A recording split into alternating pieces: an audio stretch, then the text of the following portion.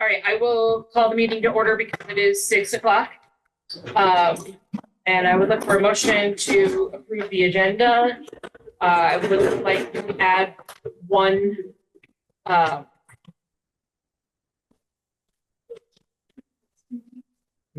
agenda item. Sorry, that word like lost in my brain. For the Ludlow-Mount Holly Union, is that how you guys word yourselves? To have a chance to speak right ahead of public comment. That I can make a move Thank you. to approve the agenda with that addition. Is that okay ahead of public comment or? Yeah. I think so. So yes, that's the motion I'm making. Second. all right? Any other discussion? Any other additions or deletions? All right. All those in favor of approving the agenda as amended? Aye. Anybody opposed? Okay, thank you. Thank you guys. Once again, Ted Panassi, President of the Ludlow-Mount Holly Teachers Union.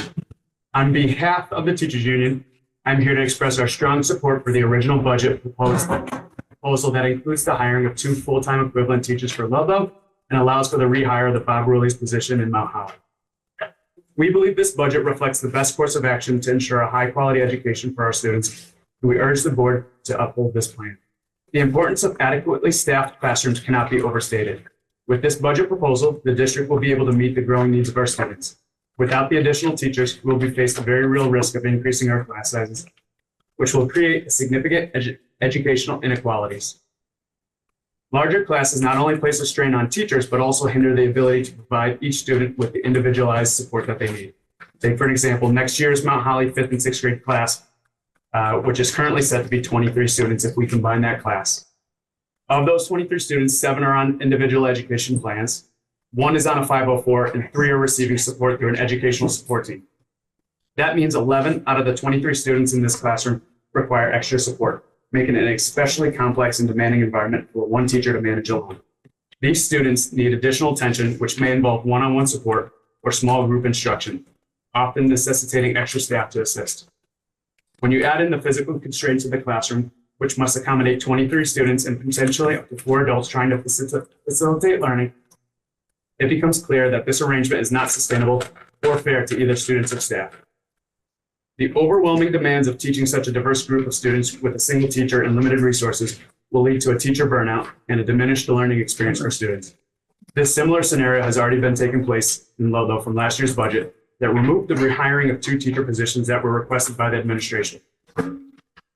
By hiring the 2 additional teachers and rehiring Bob Rulli's position, the district will not only address these critical staffing needs, but also ensure that all students receive the support they deserve.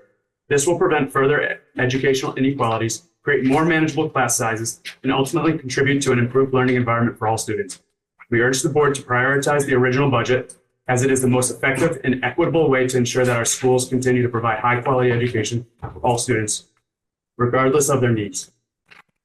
Thank you for your attention to this critical issue and for your continued support of our students and teachers. Thank you. Great. Then, so sorry. So we'll do public comments and then we'll do presentation from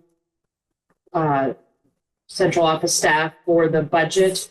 And then hopefully we will be able to vote on our budget and then we'll have final public comments and finish our night up. I would like to just make so that we can be efficient with time that our public comments remain as public comments and we'll have the discussion piece among the board after the presentation so that we can go home before midnight, hopefully. And then we'll have a chance for more public comment after our discussion and hopefully that will keep things running efficiently. So I would ask for any other public comment. Open. Sorry, go ahead. Hi, Marielle Maringo from Ludlow. How are you? Good, how are you? Thank you guys for the hard work that you've undertaken and that is ahead of you. Just since this is the opportunity to make a comment before you guys vote on the budget, I would just like to make the comment that, I share the sentiments of the statement that Ted made, that we really need to make sure we're supporting our schools with staffing that's adequate or more than adequate, right? Like, we don't want to just give our kids what's adequate. We want to give our kids an exceptional experience, which is, I know, what all of our teachers are trying to do for our students. We just need to make it such that they are able to, by not, overloading them with their student caseload. My big thing that I've spoken up about the last, few meetings that I've attended is just making sure that it's equitable between Ludlow and Mount Holly, which I've heard a lot of attention to lately. So thank you for that. We are one district with one budget supporting two schools. So what's happening in those two schools should be, as close to the same as possible in terms of, especially in terms of staffing, I think. So anyway, thank you again. Those are my 2 cents. Thank you. Any other public comment? I came just to say that during the budget process that I was going to ask if people had asked teachers what it is that they thought the budget should look like, because I do think teachers have an inside view that nobody else has. And I think that Ted has just expressed it beautifully. So support your teachers. May I get your name, please? Thanks. Thank you. Yeah, if we can say our name for the record, Amber's over there making a great effort there. Any other public comment? Also, no, Thank you. just because. But Chris Mealy. Thank you. So just to make sure, because this is all, Vermonter sent a message to the state last year. And let's give our legislators time to make adjustments. So we keep that in mind that is happening. Make sure our senators and our state representatives are involved with these meetings and what's going on. Make sure that your friends and neighbors that live here are filing their homestead declarations, right, David? Yes, homestead declarations, and they fill out their HI 144 form, income sensitivity, because that helps lessen the blow of these tax bills, okay? And I think that's the mantra with all the people that I work with through the towns, is the town officials really want that word to get out there, and the state officials do. Make sure you're doing the renters rebates and stuff of that nature. Anything else that I forgot, David?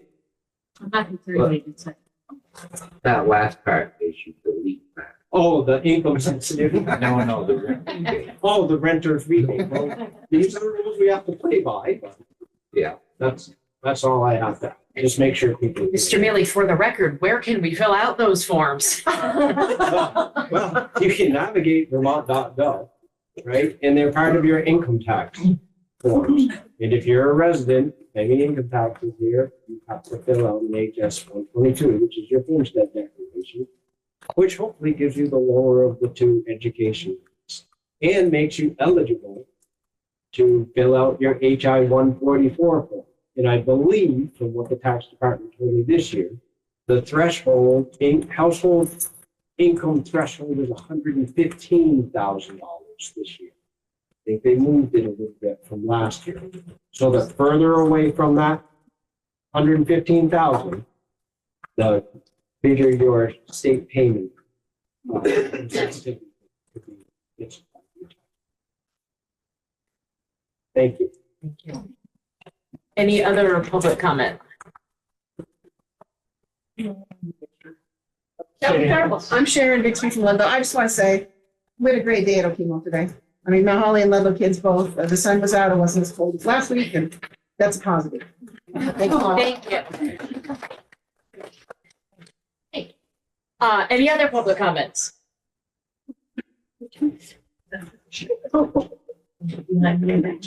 Nothing online. All right, nothing online, we're good. Yeah, I forget online happens, so please remind me. Okay, hearing no other public comments, we will move into the budget presentation. I assume Mike's gonna start that off. Yeah, give me a minute to pull it up. And you guys are sure you really want to do this, right? Cheryl, are you in the meeting so that if people are raising their hand after, okay, because when Lane's presenting, we don't. Thank you. So, and I'll apologize because I'm used to always wandering around standing up when I'm talking. So if I'm sitting down and I feel like I'm not thinking clearly, you might see me stand up and start walking around. This presentation is pretty different from kind of where we started way back in November. Through the discussions, things have been narrowed down a little bit, and the board at the last meeting had asked for some specific scenarios to be worked out, some specific options, which we'll talk about. They had also asked to talk a little bit about, where is this impact coming from that's causing the increase in taxes? And so we'll talk about that as well. One of the things that I do want to mention before we get into this presentation is just making sure people understand how education funding works, because you're going to have an opportunity to see this in the presentation. Everybody in the state pays for all the school districts in the state. So when you raise what you're spending on education here, the majority of it is coming from other taxpayers, right? There's a little bit of it's coming from here, but somewhere around 2/3 of it's coming from other taxpayers. And it works in reverse as well. When you cut your spending, right, when you start to cut programs or cut staff or things that you feel you need to do to get tax rates down, you get a small benefit from that. You'll have a small change in your tax rates.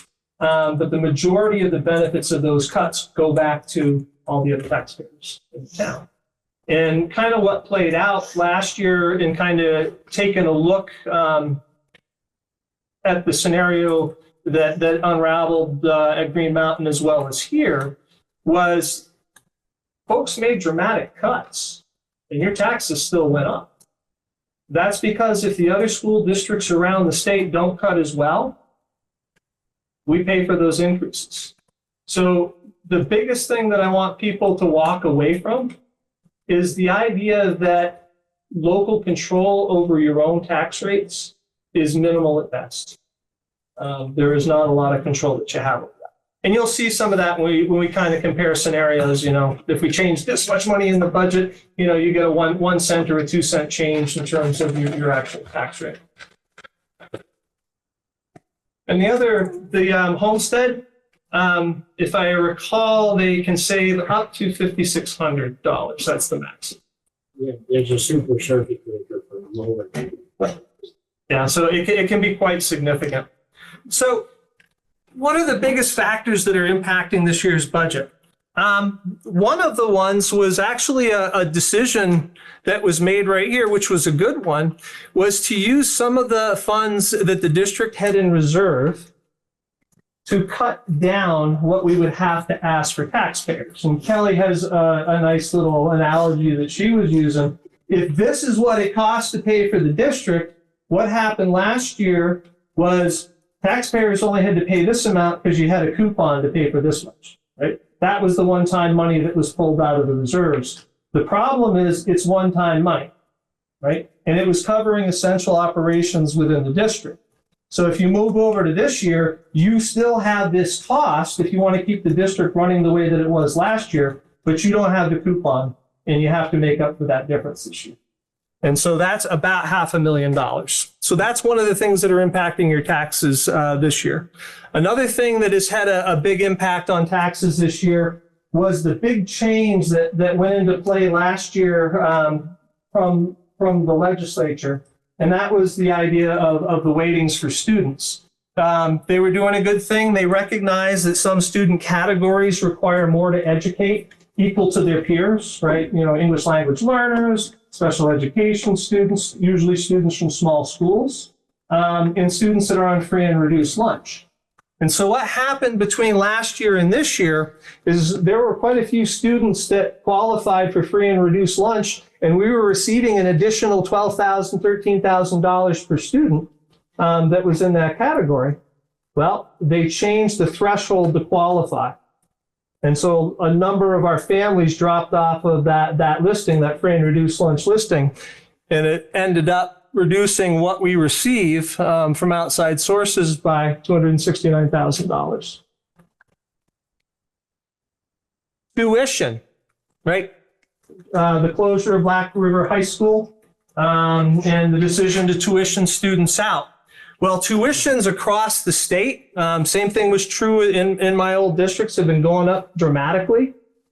And so the change, the increase in what you're paying for tuition between last year and this year to send the high school students out is a little over $500,000. Yeah. Do you have the specifics here to share with, like the increase for like say Mill River, Green Mountain, those tuitions that are going up? Just to kind of put it out there. Yeah. She had a dollar amount. I think Woodstock was the real crazy one. A lot of them are high. We did a little bit of an assessment. We kind of looked back at where tuition rates were about 5 years ago and started to plot what the increases were. And it was a pretty solid trend line, right? The points are right on the trend line. You're looking minimally, if that trend continues, of this number increasing by about 100 to 120,000 a year, minimally, if that trend continues. So that's going to continue to rise. It's been rising for 5 years. And the way the data falls out, the data points are very close to the trend line, which usually means that, you know, you can reasonably predict it's going to continue at least for a year or two. Other significant increases that we have. And by this, these are somewhere in the $60,000 to $100,000 range.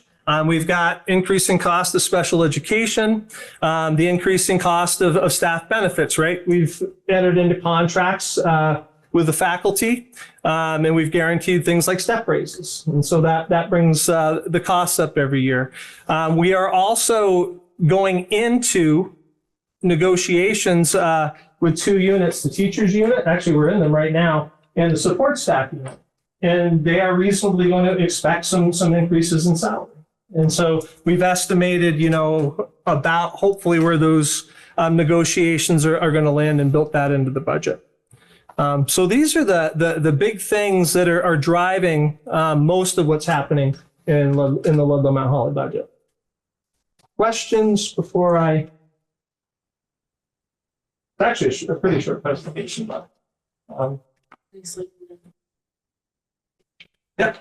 So we're actually, the board actually asked for two options to take a look at, and I'll go into more detail about what each one includes. And then I've added a third option, which I'm calling just in case, after kind of looking at the numbers. One of the things in the terms that I'm going to use is this idea of level service.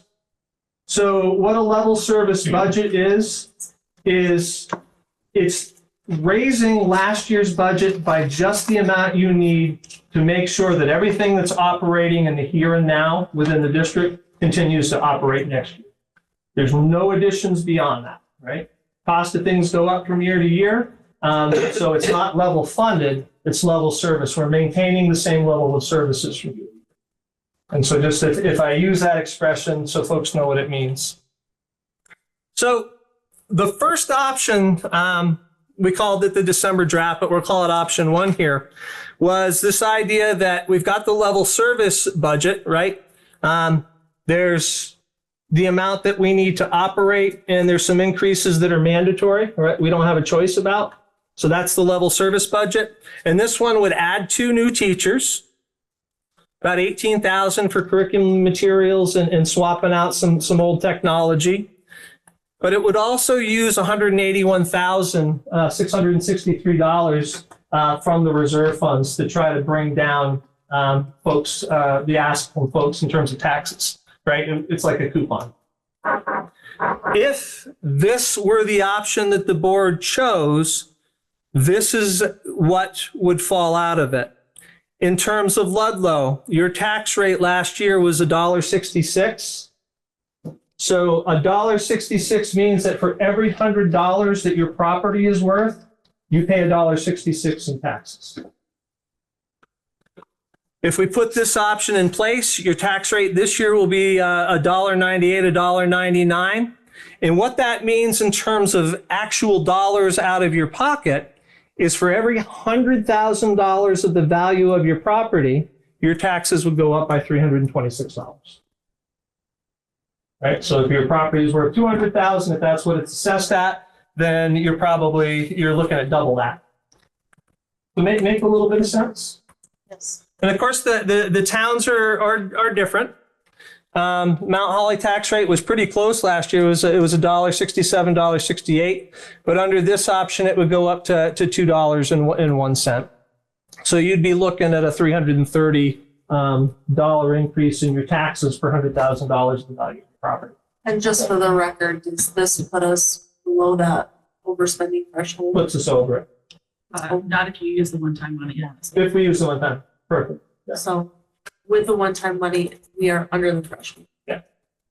Which one are we over on? Without the Same- reserves. Well, probably option Same two. scenario without the, Does this tax rate include the common level of appraisal? Yeah, CLA's in there. So It's built into it. Yeah. The tax rate. yeah, so that's another piece, and I usually talk a lot more about that once the board decides on a budget, because it's nice for folks to see, hey, this is the part of your taxes that are actually being impacted because of what the school is doing. This is the part that is affecting your taxes because of the change in the value of your property relative to how the town assesses your property. Right, and I go into a lot more detail. It'll make more sense when we get a little later in the process. Lane, does this essentially zero the reserve, the 181? So Yeah. there's no more. There would be no reserve? more reserve. Okay, thank you. And that's actually at the end, that's one of the things that you'll be voting on as part of the budget, is what you're going to do with that reserve money. All right, so option one. Lane, I think Otis had a question. Oops, sorry about that. Go ahead. I just had a quick question. The two new teachers, is that for just Mount Holly, or is that one for Mount Holly, one for Ludlow, or? So that, I wasn't here for the other. Yeah. So the thought process on that was folks were kind of looking at equity. It would better equalize the number of students per teacher between the two schools. And it would also allow the schools to start to move a little bit more towards single grades instead of having Is it multi-grade One for classes. Ludlow, one for Mount Holly? They would both be in Ludlow. Oh, okay. Yeah, We should That's- we should clarify that those were two teachers that were cut in the previous budgets. So they're not really new. It's just Right. Yeah, no, restoring I get you. the adequate. I just staff. wasn't sure on which school they were going to. That's a good question. Dan, I'm glad you're here because you got the history. So can you also clarify what this does for Mount Holly with Bob's replacement? That would potentially, Remain. So the 2, 5, 6 positions in Mount Holly and 2. So there's the equity.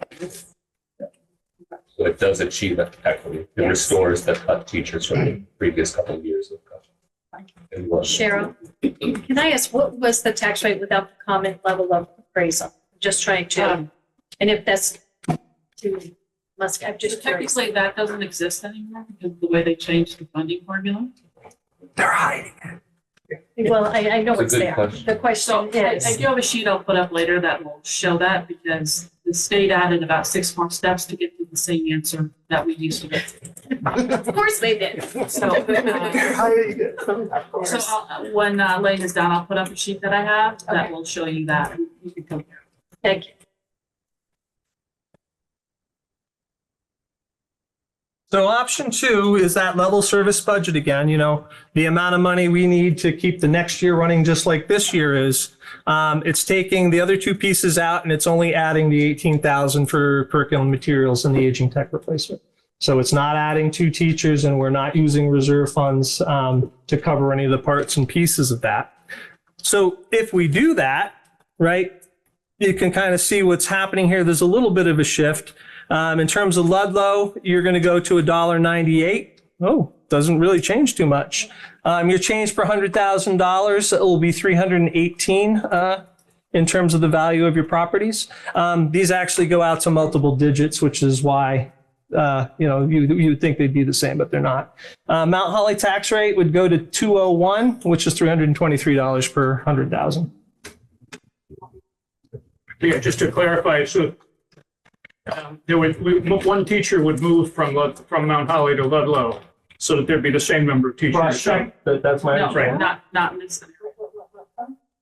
Oh, we're option 2, sorry. Yes. Yeah, so that, the 5-6 position that is currently open would just be transferred down to Ludlow. Would still be short. Each school would be then It short still wouldn't be equitable.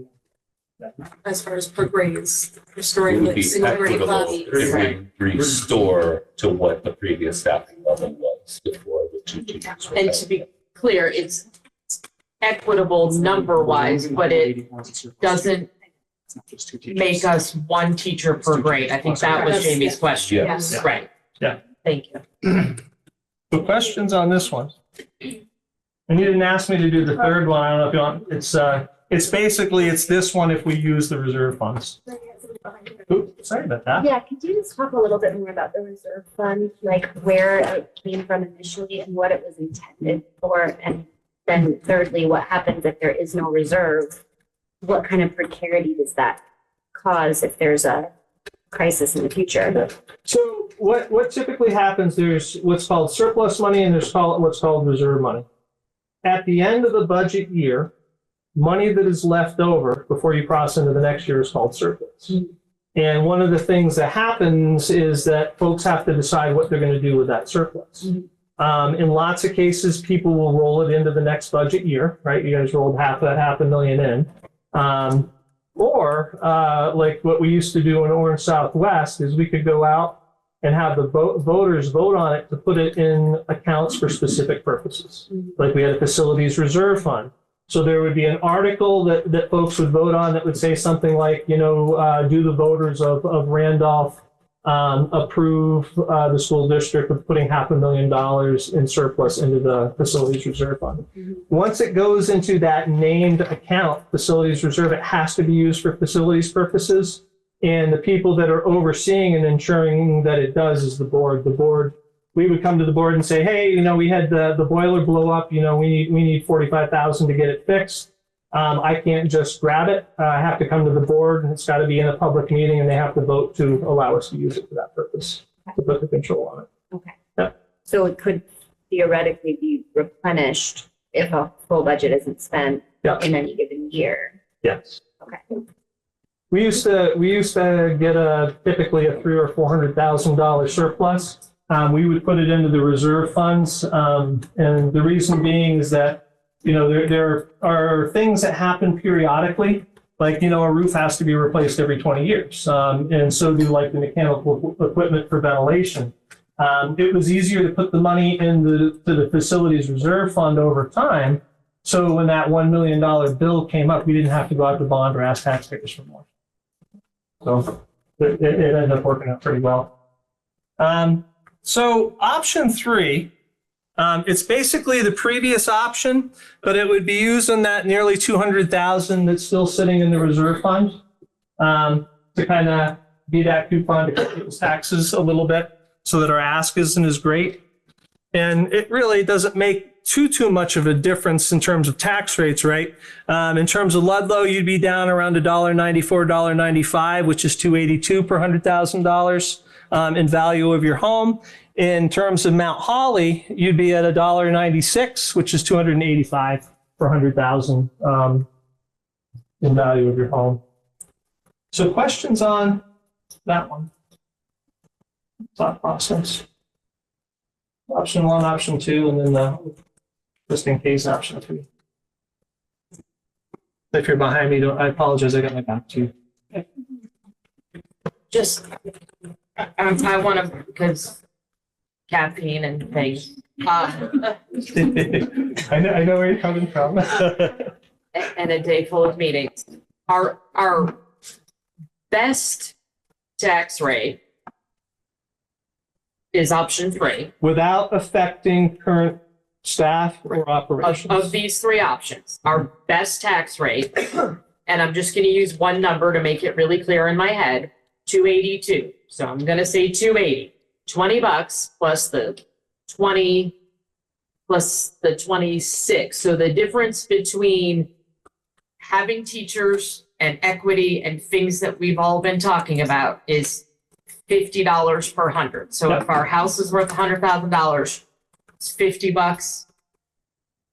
If our house is worth 200, it's $100 extra dollars. I mean, yes, we're already paying an extra 320-ish, but that difference is really Yeah. $50. So, but basically, unless you want to decimate your schools, you can't really touch that. And even if you wanted to change it, you'd have to make huge cuts to have that go down to any level that's meaningful. And so as horrible as it is to say, under the current way that education is funded, right, and we don't know what the impact is going to be on us from the other districts until after everybody votes on their budgets. The state estimates, but we don't know. The question becomes for the voters in town and the folks that live in town and are paying the taxes here, if you're going to get stuck, if you got a $300,000 home, if you're going to get stuck, seeing a $700, $800 increase in your taxes, is harming your schools worth that $150 savings? My taxes, I have an average value home in Randolph, my taxes are $11,000. So if I were going to save, $150 one way or the other, it's not even a drop in the bucket. For them to actually change people's taxes in the state, they're going to have to do some pretty serious legislation. So the other night you did what 1 cent would do with your tax rate? Yeah. You would have to do for how much money you'd have to reduce to get 1 cent drop? Do you have a figure? 50,000. It's like 49 So something. you'd have to cut $50,000 worth of the budget to see a 1 penny to see drop. 1 penny drop. Okay. Yeah. Can you talk about what impact any legislative action this session would have? Am I correct that it would not impact this academic year? Did they impact it last year? Yes, they did. They actually impacted it after most districts had voted in their budgets. And so it's possible. We had a gentleman, I wish I could remember his name, that was at the Green Mountain meeting the other night, that is in the legislature. Tom Trump. Yeah, and if I recall his comment, and I don't want to be putting words in his mouth, so if I get something wrong, blame me. He said that they are looking more at high school consolidation because the legislature understands the need for small schools and communities, especially at the elementary level. Again, it's early, and I don't usually follow what's happening in the legislative sessions until they get closer to the end because they can change so much. But it's all going to be a surprise because there's been no real talk about what they're potentially looking at. They're looking at ed funding, and they're looking at costs, but how they're looking at it is difficult. Even the commission that they hired to go out and do an examination and give them recommendations on how to change ed funding in Vermont, they had a draft report that was due, and when they turned it in, it had no recommendations. So do they have no recommendations, or are they keeping it quiet? I'm gonna go with keeping it quiet. I'm going with keeping it Well, quiet. didn't the Secretary of Education also say that too? She said that the small schools should stay open. Yeah. As well. What we can try to interpret is we know the research and the data that commission is looking at. And so the majority of the information they were looking at is, okay, how many schools do we need to educate the students in Vermont? And the second one was, what is proper teacher to student ratios, nationally, which isn't quite the same as looking at what's happening in Vermont. And so, they're looking at what I would term, right sizing staff, and they're looking at shutting down schools and making them come together. Are they talking about consolidating supervisory units? There was some talk about it. I think it would be difficult just because of the geography, how separated schools and students are from each other. But you don't know what they'll come up with. My proposal is, hey, you got 62 school districts in the state. Most of them are in a state of disrepair or have problems with lead or PCBs. Remember, they didn't test the majority of the high schools yet, which is where the problems seem to be showing up. Give each district an incentive to build one big, beautiful school. Right? I think that was in the governor's inaugural speech. Yeah. I mean, talking about that there were 52 school districts and that many of them were in a state of repair, and hence, what are we going to do about that? Because we can't Yeah. fix all schools in all Yeah. districts. But you'd go from 328 building or 200 and, I think it's 298, sorry about that, it's around 300. Around 300 school buildings in the state down to, 52, or if you got a huge district, you might have two nice new schools in it. So you might get it down to about 70 schools, which would And do be, you think that there's talk at all about having the same tax rate statewide? I believe there were some conversations about a foundational budget, which they partially already have. Right, they have what's called this basic education amount. That's a bunch of jargon. It's what they call the tier 1 amount that schools receive. It's your yield. It's how much each district gets per kid. And it's what the state has determined through its formulas is required to give a student a basic education. So every district in the state receives that basic amount from the education fund. A foundational budget would be that with probably a little bit more money on top of it. And then what they would say, if you want anything in addition to this, and every district right now is asking for more above the basic education amount. If you want more than this, it's going to come directly from your own town. Yeah. So that's a possibility. Yeah. And so That would give us more local control. Yeah. And this district would benefit from it because you tend to pay more out than you receive in. Okay, way more out. Yeah. Yeah, it's not It's a lot. we take away. So I would, I guess at this point, look at board as long as there's no more clarifying questions. You've got, Sorry. we got to talk on the warning piece about the surplus too, what you want to do with it before we end. Yeah. Sorry. Is it just me? Okay.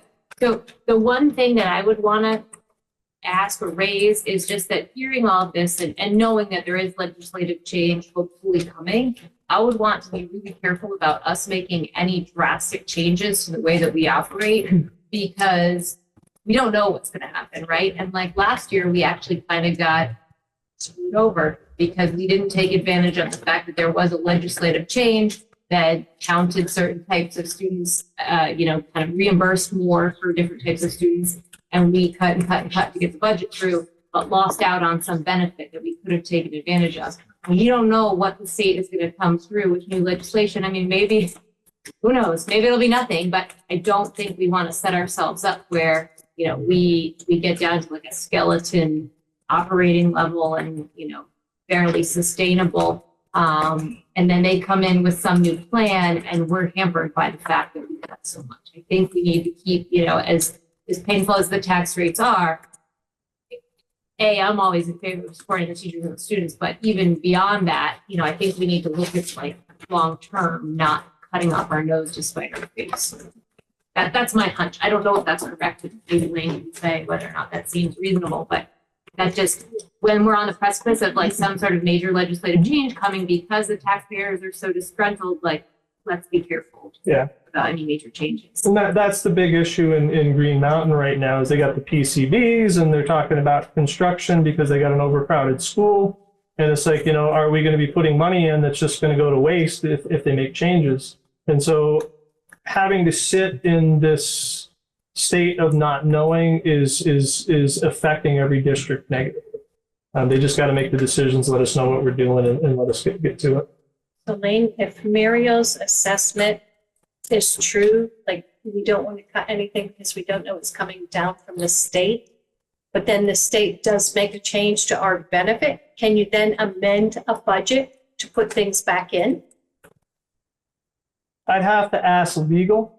My guess is you could go out and ask for a bond for operating, So if you wanted to increase stuff or you needed to, I just meant bring the stuff back in that you might have cut. Yeah.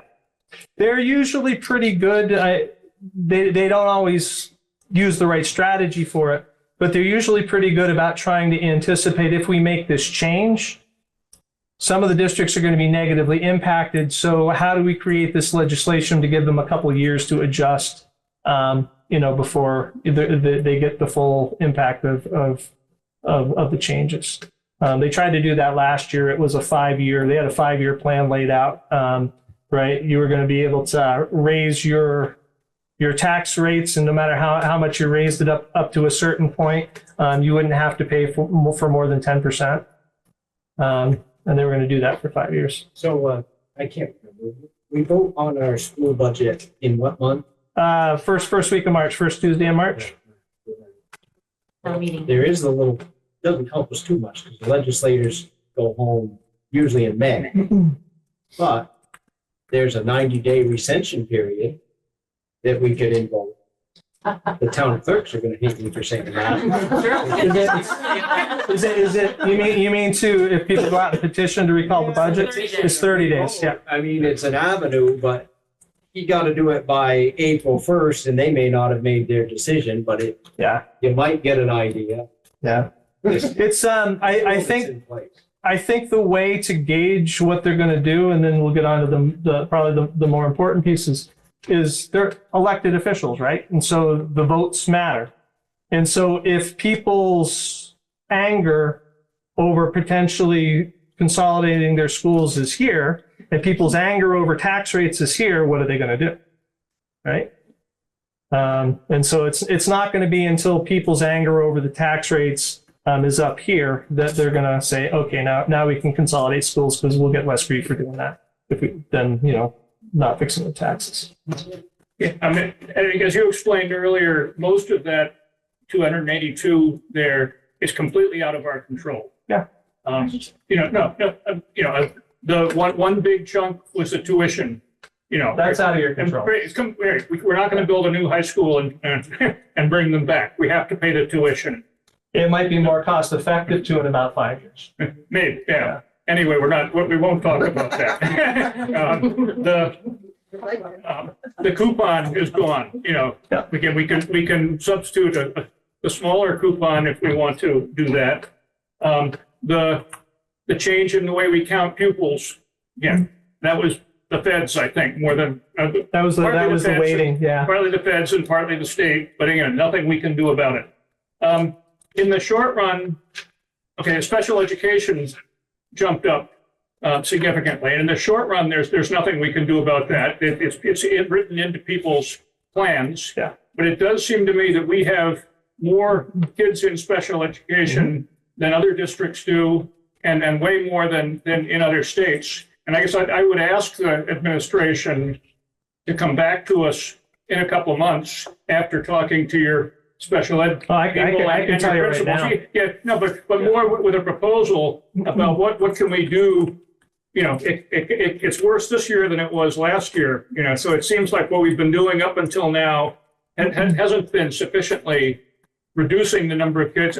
We know that we need to help the kids, and the question is, can we help them without putting them into the special ed? And not more of them. It's a balance, of course. Yeah. But I guess I'd like to, at a future meeting, hear more about what can be done in that area. Yeah, no, they're already doing the work. It really kind of comes down to two factors, and you touched on one in your conversation. We're providing services, and the teachers are doing wonderful work with the students. But what typically happens, and I saw a little bit of it here when I was doing some observations earlier in the year, is that if you've got the teacher sitting next to the student, guiding the student, prompting the student, always applying the application for the student, when does the student learn how to use those skills for themselves? And so the nuance is you got to change those interactions so that what's happening in terms of the teachers and the paras, they're scaffolding the skills onto the students. In other words, I'm going to do it for you up front. In a couple of weeks, I'm going to expect you to do the first part of it, and I'll help you with the rest. In another couple of weeks, you need to do the first half of it. And so they're acquiring the skills they need so that they don't need an IEP anymore. So that's the first piece of it. So the students are getting their education, but there's always somebody prompting them to do it. The second one has to do with sending students to outplacement. Outplacements are $100,000 to $300,000 per student, and the transportation that we're responsible for sending them back and forth is about equal. And so what ends up happening is if I'm sending a student and I'm paying 300,000 or more for it, then damn it, I expect results. And the problem in the state of Vermont is the outplacement places that we have produce no results. Massachusetts switched to a plan that worked really well, and you put a student out in an outplacement, it was 45 days. And you made a plan together and you said, this is the behavior, these are the two behaviors that is preventing the student from being able to stay in this school. That's what you work on for the 45 days. So at the end of the 45 days, I expect to be able to bring that student back. And if you can't do that, then why am I spending the money? But the problem in Vermont is they don't have a lot of qualified people, highly qualified people to be in those outplacement program buildings. Yeah. So anyway, we're off that. That's okay. Yeah, I want to sort of bring us back to our discussion about the budget, and I'm hoping that's what your question is. Yeah, I was just gonna circle back just to, I was just circling back to the chart where we were at with the different options. Yeah, so I would, say that we are at the discussion point here and open it up to the board for what people want to say. I can start just by thanking you, Lane, for explaining that so clearly, and how little impact our school budget has on our tax rate. And I think that the cost savings of going from option 1 to option 3 is just not significant enough to warrant a vote on 2 or 3.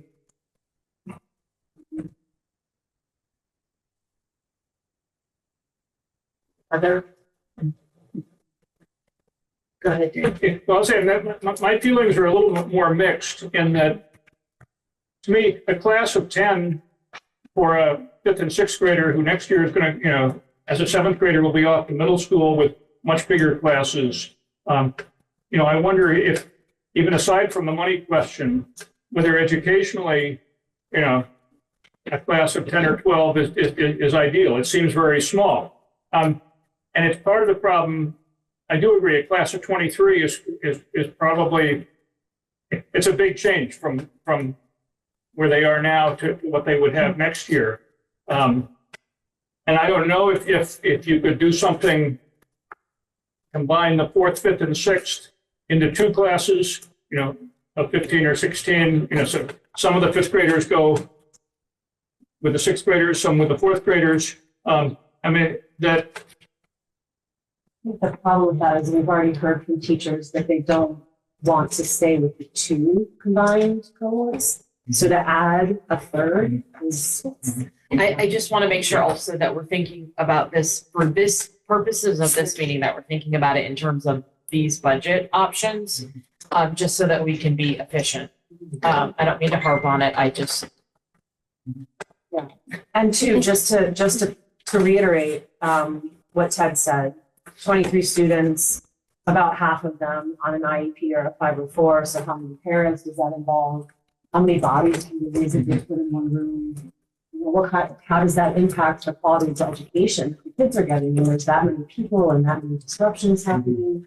Well, and I also have, I believe it was said that there's, we're not in a multi-grade curriculum. So teachers are picking and choosing and doing 2 different case modules and planning for 2 different scenarios. We're not equipped for it, and it's impacting our students. Yeah, and I think overall the taxes are going to increase dramatically anyways. And to think of the difference from option 1 to option 3 of what it would do for our students is only around $50 of an additional increase.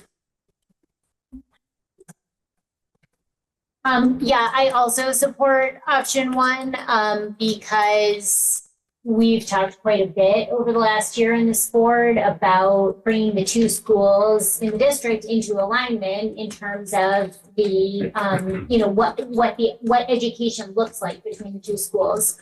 And I think option 1, I have been very convinced in the context of those conversations about when we've heard from administrators, and we've heard from teachers, there were, teacher surveys that we heard the results of.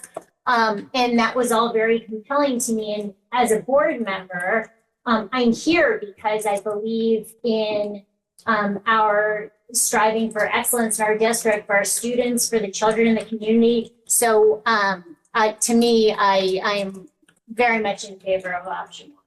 So I'm curious if people are ready to vote.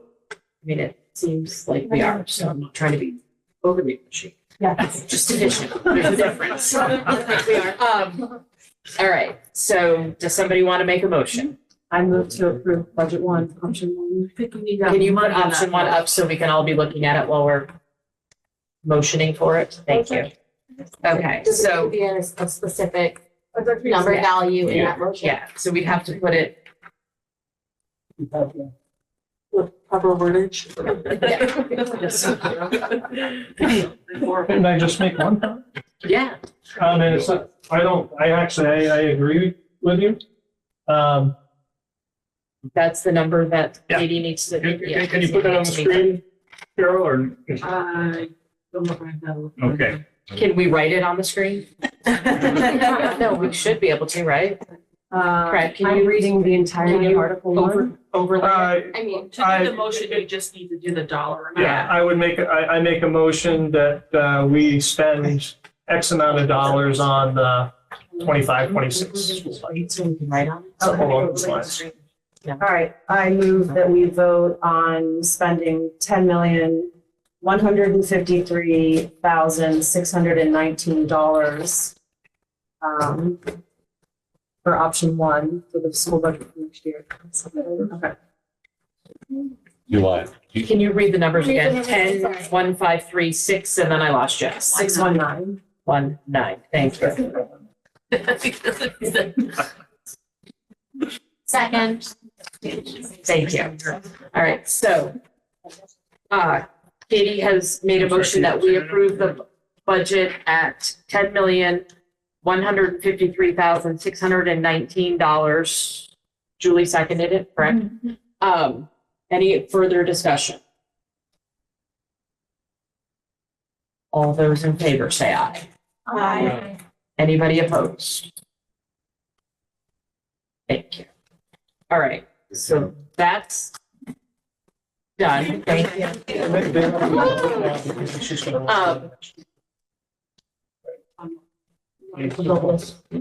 Yeah, I just. They're using, so you're using the surplus in your budget, so the article now that you have to approve is the budget warning language, which someone should read. It will include the cost per pupil as well as the percentage increase over last year.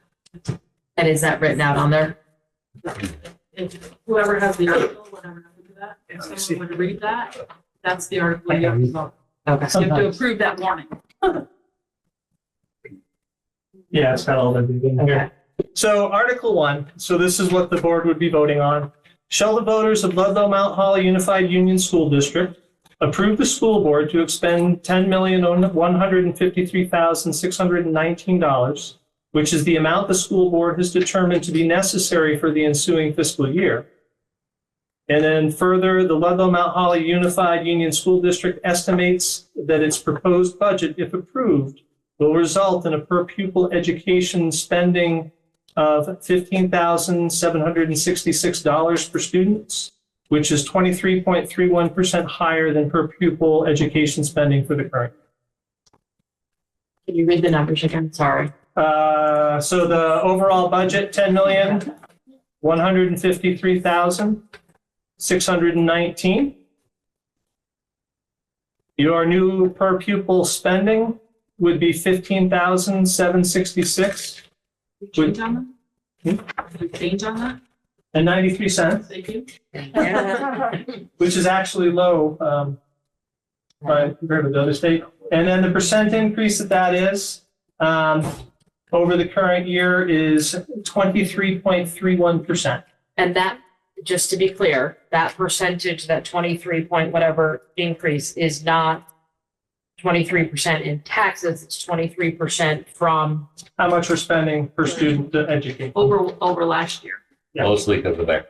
Right, right. So last year, the cost per pupil was 13 something. 12,786.11. 12,000, What was it? right? And so that 23.31 is bringing it up to the 15,764. And, so now we need a motion to approve the Article 1 as read by Lane. Does that work? Katie makes a motion to somebody want to second it? Thank you. Do we want to have discussion about the I'm sorry. article? Sorry, Who was your second? sorry. Did I call you the wrong name? Okay. I don't know what to say. Said, but that's okay. Heidi, hey, can I just finish this? All right, so we have a second. So now, is there further discussion about Article 1? Okay, so all those in favor of Article 1, say aye. Aye. Opposed? Yeah, so Article 1's good. Thank you. Lee's gonna pass that around to everybody. And Maria, if you want to stop by the office, you can sign Yes. at the office. Yes, I can stop in on Friday when I'm back in town. Okay, yep. You want me to read that one? I can do that one. That's the one that happens at the annual meeting. So this one, and this is a longer one, so, and I'm, the one-eyed lady, so bear with me, I'm on a hearing.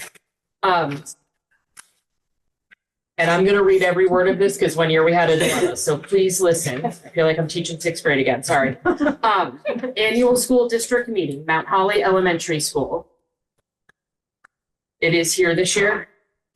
I'm just making sure. This is the one where we alternate back and forth, right? I know, and I feel like we were in Ludlow last year, but I just want to make sure. We were. Okay, I think so too. Yep. All right, so at Mount Holly Elementary School on Tuesday, February 25th, 2025 at 6 p.m. Can we all check a calendar to see if Tuesday, February 25th is accurate? It is a Tuesday, and it is the week before town meeting, so Is it within 10 days of town meeting? The 4th, yeah, we should do it 7 days ahead. Okay. The legal voters of Ludlow-Mount Holly Unified Union School District, consisting of the towns of Ludlow and Mount Holly, are hereby warned to meet at Mount Holly Elementary School in the town of Mount Holly, Vermont, on February 25th, 2025, to transact at that time business not involving voting by Australian ballot or voting required by law to be by ballot. The business to be transacted at this meeting include the following. Article 1. To elect a moderator for a one-year term beginning July 1st, 2025. Article 2, to elect a clerk for a one-year term beginning July 1st, 2025. Article 3, to elect a treasurer for a one-year term beginning July 1st, 2025. Article 4, shall the voters of the Ludlow-Mount Holly Unified Union School District approve the annual honorarium for each of its school board directors at $1,200 per board member and a $1,500 for the board chair. Article 5, shall the voters of the Ludlow-Mount Holly Unified Union School District approve the annual honorarium for its school district clerk at $125. Article 6, shall the voters of the Ludlow-Mount Holly Unified Union School District approve the annual honorarium for the treasurer at $1,500. Article 7, shall the voters of the Ludlow-Mount Holly Unified Union School District authorize its board of school directors to borrow money pending receipt of payments from member districts as provided in Title 16, Chapter 11, Chapter, not the right term, okay, 711. By issuance of notes of money orders payable not later than 1 year from date for the purpose of paying its expenses. Article 8, to hear and act on the reports of the Ludlow-Mount Holly Unified Union School District directors for the year ending June 30th, 2024. And then Article 9, to transact any other business deemed proper when met, not involving the expenditure of school district funds or any other business acted upon in the preceding articles. Questions or wonderings about that? It is. And you have 2 items. Okay, so we would need a motion to approve the warning for the annual meeting on February 25th, 2025 at 6 p.m. as I just read it. Sound Thank you. Any discussion about the warning? You have a question? No, okay. All right, all those in favor of the warning as I read it? Anybody? Thank you. All right, and now we need to sign this one. First one didn't make it through. Oh, it hasn't, sorry. How did I end up with it back? Or did I just not pass it on? All right, so there's 2 headed that way and then it needs to come back to me and then to Cheryl. Any other things we need to do? Can I Yes. just answer a couple of questions that were asked? Absolutely. Jamie asked about tuition. Green Mountain went from 18,000 to 22,000. That's partly due to the increase in their budget and the decline in their students. Woodstock went from 20,273 to $27,000. I believe that is their addition we're paying for, or their new school. Mill River went from 20,250 to 21,500. And then the state average Union High School, that's what we pay for any private or independent school.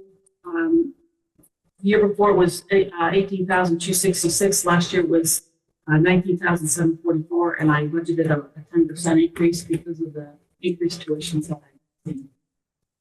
That's just a few of the examples. Cheryl, I'm sorry, the Union High School tuition, you budgeted how much this year in this budget? 10 additional percent. What's that number? So the tuition rate is 19,774, and I 744 more than that. Okay, thank you.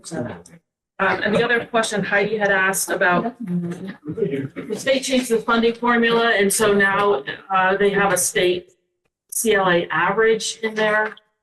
Chris and Dave are laughing because they know what this is. And so they want us to take the yield and divide it by the state average, which reduces the yield, which makes our tax rates go up. And then you take the local CLA, divide it by the state average to get a percentage, and you divide it back into your tax rate, and you come out with the same answer that you did without doing all that. So, one of the things that we had done last year was we had our base education rate. That's what we had talked about, of what, if we just took our money we needed to raise for our general state support grants divided by our long-term weighted membership, then we got what we were calling our base rate before you applied CLA. So last year, our base rate was $1.29, 29.2, no, 29, 3 places out. And with the budget you just voted on, it'd be 132. So it's like a 3-cent difference, but you saw what that tax rate's gonna be different. Ludlow's CLA has dropped to 66.75 and Mount Holly's has dropped to 66.11. And that's why you see that additional increase. When it goes down, yeah, and hopefully, I don't know if we're on the books for I know we're on the books for a reappraisal, but even when we have that reappraisal, the theory would be that your property tax will likely go up and the tax rate will go down, but ultimately, you're likely going to be paying at least the same amount. In theory. Sure. I'm sorry, I didn't know if anybody else. So what did you say that the difference was for tuition for Mill River? I didn't hear that. It's just like $1,200. So Cheryl, years ago, our cost per pupil was $18,000, but then last year they changed it to the weighted formula. Yeah. And so I'm assuming we're still weighted because we're at 15. They're still using the weighted per pupil. formula that they did last year? So they are using weighted, but they changed the weight. Could they make it any harder for you, Cheryl? Yes, they can. They will. So part of the thing too that Lynn was talking about with a free and reduced lunch is that during COVID, they had waivers in place that families did not have to renew. They just automatically rolled their application, and they started in the last year, 6 months, reviewing applications, and then families aren't qualified. That was a big change.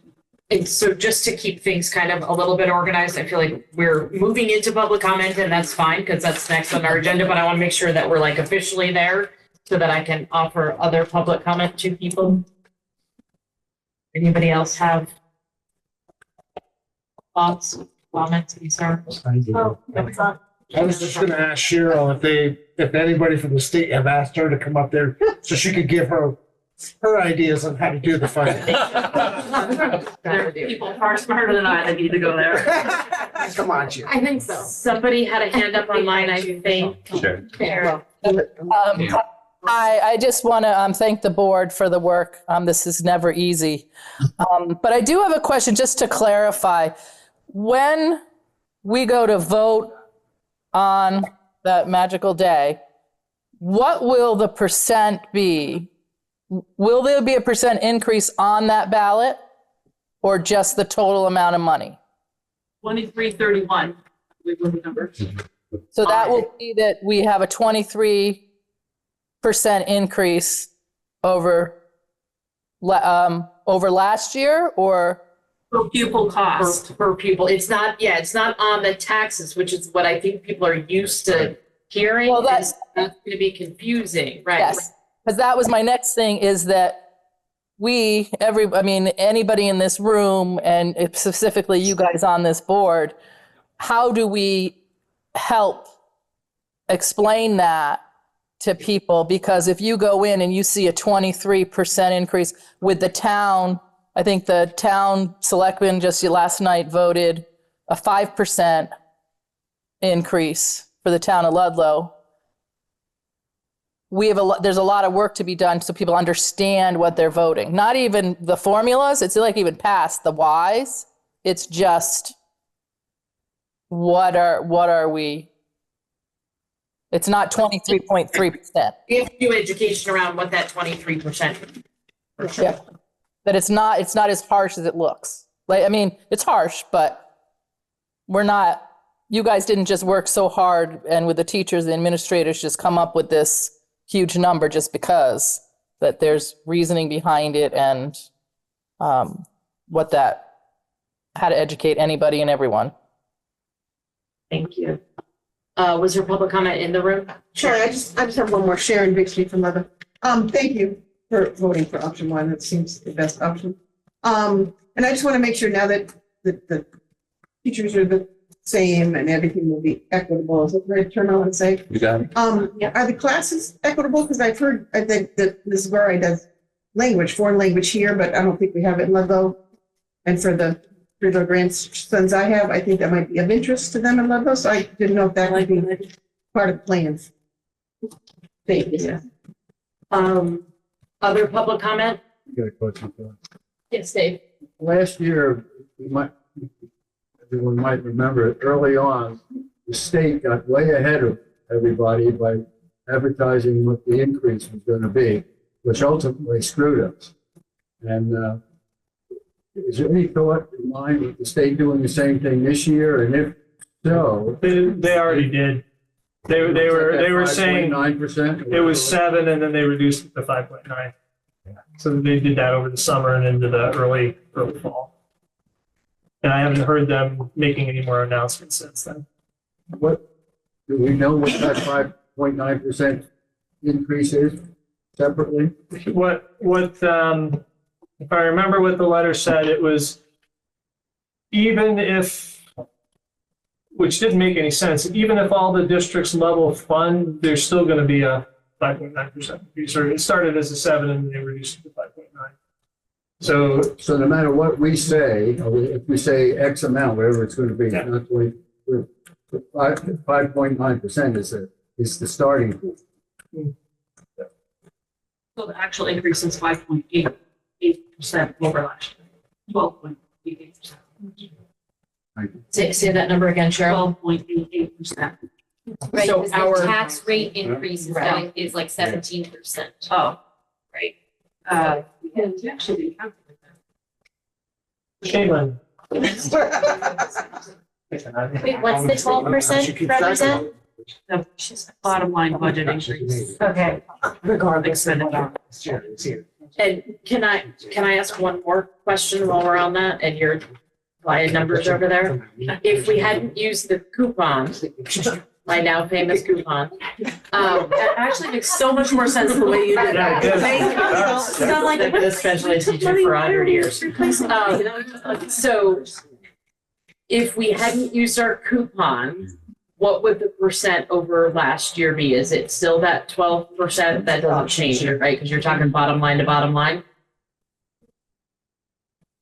And 12.88% is wrong because that's not the budget I have. I don't look at it differently. Okay. Because I didn't go in and change everything because we had too many what ifs. Right. So the 12.88 was without the two teachers. So I have to look at it. Okay. So what's your question? I'm just How much thinking, of it? right, so when we talk, I just want to make sure I'm clear, like when we talk about the increase, it's the increase from bottom line to bottom line. Not that we're saying that 12% is sort of inflated because of that $500,000 coupon we had last Like, year. if we hadn't done that, it would be, A lesser percentage. Is that, It's I don't- that's what I I'm don't think so, asking. no. 15.22 with the budget that you approved. Percent increase of the expenses. So currently, right now, we are at a 15.22 increase. Right. And if we hadn't used that $5 million last year-ish, I know that's a round number. 500,000. Yeah, sorry. That doesn't change your bottom line. That's on the revenue. That doesn't change your bottom line of your expenses because that's on the revenue side. That increases what we have to raise in.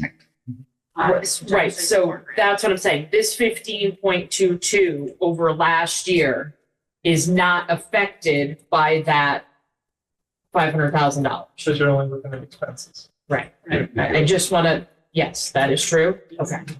And that's why our taxes are going up by more than the 15%, because, you know, the coupon does matter for the taxes. Right. All right, so, But 15% minus 5.9%, which is the state's, so ours equates into around 10%. That's going to be all our, Well, assuming the state was right, remember they did that prediction and. well, I know, but I'm talking about, so we could subtract this, whatever the state amount is from that total amount to show what our local hit is. Okay. yes. I just want to add, this is Kim Southworth, as the treasurer of the PTG for Ludlow, and I know we have another board member on this board, we're really open to helping you get the word out to promote the budget, folks. I know Mount Holly did a lot with it last year. Initially, we didn't jump in until the end, and I apologize for that, but we're gonna do it better this year, and we'll get out there before March, and we'll make sure that we get the word out to parents. And I think the FAQ we did last year really helped, Yeah, Kelly, I so do too, yeah. if we can redo that Yeah. and, add to it. I'll see if I can resurrect it and send it to Lane and make sure we get good numbers in it and start And maybe we doing can that. explain that 23%.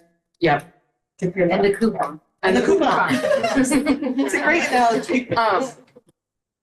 Yeah, so I think we have a meeting on February 12th, and our big agenda item obviously should be education and outreach opportunities.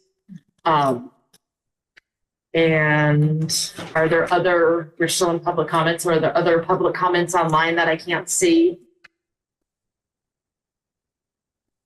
See hands, but you got good 40 people online. Yeah, which is I know, I nice. can see that. Yeah. Any other public comment in the room?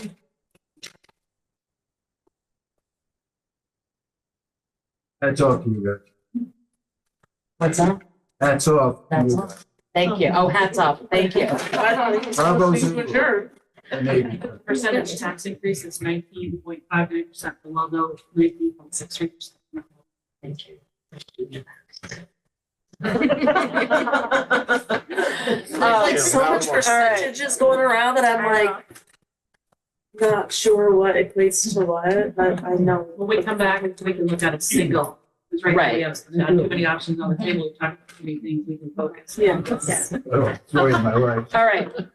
Dave's not talking. Dave. I've got All right, one more question Dave. of when- I'm gonna give you tickets when you spend next time. I told him to shut off. Was that slide presentation you showed us on the different options online? Anybody can look at it anytime? No, we were still getting numbers right up until an hour or so Okay, before the can it be meeting. put online? Okay. And I know it's recorded as well. I didn't see Okemo TV recording it, but what they'll do is they'll reach out in the morning and ask us for a copy. And they'll put it up on their site. Okay. Yeah, no, good observation, good idea. All right. Other public comment? One last thing. On behalf of the teachers, thank you, board members. We appreciate it. Thank you. All right. Any others? I'm just glad that so much of the public actually came. That was, so thank you guys for coming in and trying to understand how this all works and progress on it as well. So, Thank you. Yeah, you're right. I don't even balance my checkbook. Okay, so we will do this again on February 12th, 2025. We will then be in Ludlow and on Zoom. And we'll talk about outreach and other regular board stuff. But if people want to join us so that they can help and get the word out so we can do this in one shot, that would be awesome. Thank you, everybody, for coming in and online. So I moved to adjourn. Oh, yeah, we got to do that part. Thank you. Somebody want to second that? All right. All those in favor? I was just ready to leave this time.